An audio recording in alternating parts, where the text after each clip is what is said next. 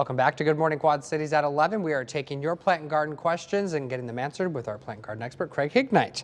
Let's see, we have Susie. Can I cut willow bushes back now? Willow bushes, I think I'd wait until the ground was a little cooler. Again, I'm sure Andrew would tell us we're not going to get a long, warm fall out of the weather we're having right now, but you can never tell. And when you prune, that plant is going to try and grow again.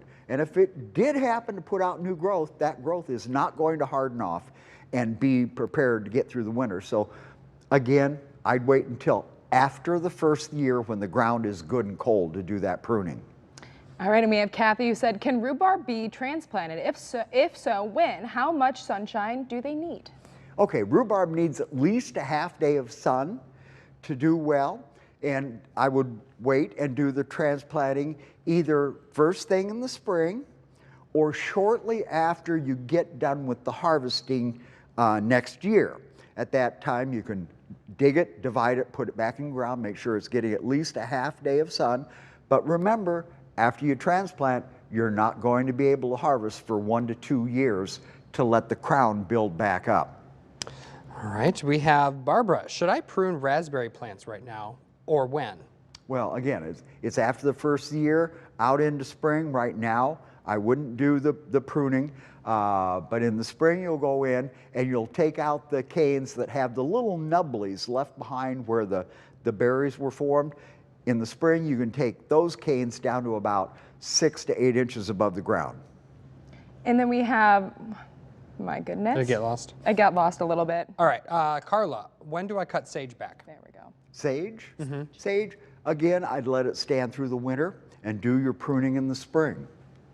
Cindy says, I have a corn plant that I put outside this summer. Can I trim it down before bringing it inside? Sure, you can do that. Just remember, it's going to be a slow recovery.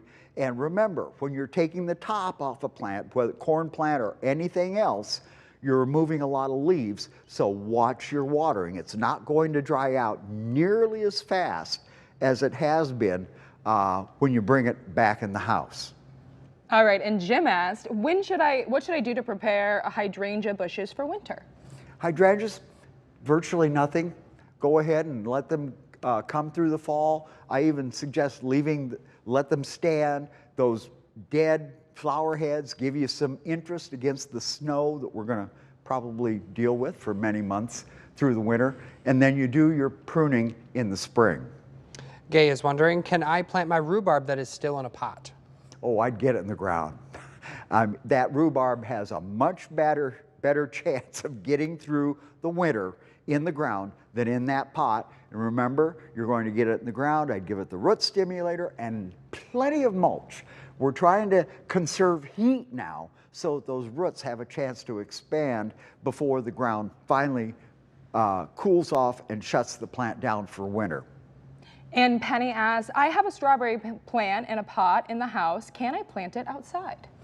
Again, yes, it's going to survive much better outside, letting Mother Nature take care of it, as opposed to the vagaries of water and humidity in the house over the course of the winter. Okay. I have an orange tree outside in a pot. Do I just bring it in the winter as is, or do I need to do something with it? No, just bring it in. You might want to go ahead and do a little preventative spraying on it now, so you don't bring any little friends into the house with it.